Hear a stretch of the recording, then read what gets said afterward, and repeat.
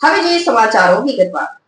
વૈશ્વિક સ્તરે ઈરાન અને અમેરિકા વચ્ચે વધી રહેલા સરહદી તણાવ અને યુદ્ધની પરિસ્થિતિની સીધી અસર હવે સ્થાનિક સ્તરે જોવા મળી રહી છે। આંતરરાષ્ટ્રીય માર્કેટમાં ક્રૂડ ઓઇલ અને ગેસના ભાવ ભડકે વળતા સ્થાનિક કક્ષાએ પણ પેટ્રોલિયમ કંપનીઓ અને ગુજરાત ગેસ દ્વારા તાજેતરમાં જ ભાવમાં તોતિંગ વધારો ઝીંકી દેવાયો છે। સતત વધી રહેલા ઈંધણના ભાવ સામે હવે અંકલેશ્વર અને ભરૂચના રિક્ષા ચાલકોમાં ભારે આક્રોશ જોવા મળી રહ્યો છે અને તેઓ ભાવ ઘટાડાની માંગ કરી રહ્યા છે।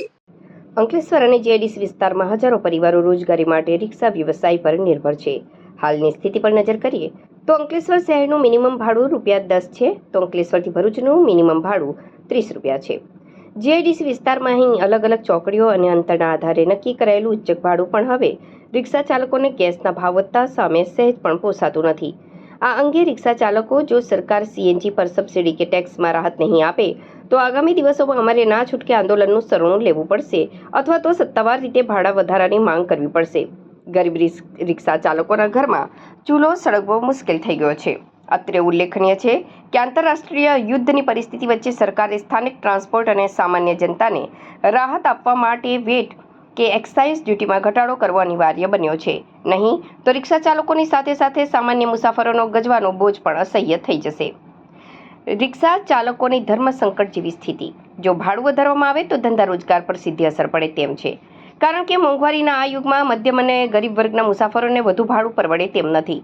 આથી ઈચ્છવા છતાં પણ રિક્ષા ચાલકો ભાડું વધારી શકતા નથી અને મોંઘો ગેસ પુરાવીને જૂના ભાવે જ ફેરા મારવા મજબૂર બન્યા છે।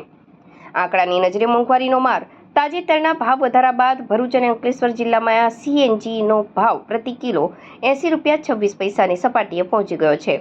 રિક્ષા ચાલકોના જણાવ્યા મુજબ છેલ્લા કેટલાક મહિનાઓમાં જ ઈંધણના ભાવમાં વારંવાર થયેલા વધારાના કારણે દૈનિક કમાણીમાંથી 50%થી વધુ હિસ્સો માત્ર ગેસ પુરવામાં જ વપરાઈ જાય છે। સવારે નીકળ્યા પછી રાત સુધીમાં હાથમાં માંડ ₹200 થી ₹300 બચે છે, જેમાં ઘરનું રેશનિંગ, બાળકોની ફી કે રિક્ષાનો મેન્ટેનન્સ ખર્ચ કાઢવો અશક્ય બન્યો છે। મોદી સાહેબ એવું કહેતા હતા કે તમારા અચ્છા દિવસો આવશે, પણ અચ્છા દિવસ તો નહીં આવ્યા, પણ એટલા ખરાબ દિવસો આવી જ જાય કે અમારા રોડ પર ચલાવવા બી તકલીફ પડે છે। પેટ્રોલ સીએનજીનો ભાવ એટલો બધો વધવા પામ્યો કે અત્યારે અમારા પેસેન્જરનું જે ભાડું લેવાનું તે બી કયા હિસાબે લેવાનું તે જ નહીં સમજ પડતું। કે સીએનજી ભરાવા જઈએ તો 300, ₹350 ને ₹400 બી થઈ જાય। હવે અમારા આખો દિવસનો ધંધો હોય ₹500 કે બહુ ₹600 ધંધો થાય, તો પછી અમે સીએનજી ભરાવીએ કે પછી અમે ઘરે લઈ જઈએ, એટલે અમારે બહુ તકલીફ પડશે કે અમારે ભાડા બી કયા આધારે અમે લોકો છે ભાડું વધારીએ તે જ નહીં સમજ પડતી કે ભાડું વધારવું બી અમારે તકલીફ પડે છે। હવે કે ભાડું વધારવું તો પછી પેસેન્જર નહીં આવે, એટલા માટે અમારાથી હવે ભાડું બી નહીં વધારાય ને અમારી એક જ વિનંતી છે કે સીએનજીનો ભાવ ઓછો થાય તો બહુ સારું રહે। મોદી સાહેબ અમારા સારા દિવસો પાછા લાવો, કેમ કે આ તો અમારા બહુ ખરાબ દિવસો ચાલતા છે અત્યારે। એટલે અમારી પણ જુઓ રિક્ષાવાળા માટે, રિક્ષાવાળા બહુ ગરીબ લોકો છે, કંઈ માલદાર નથી રિક્ષાવાળા। એટલે અમારી એક જ વિનંતી છે મોદી સાહેબને કે સીએનજીનો ભાવ ઘટાડો।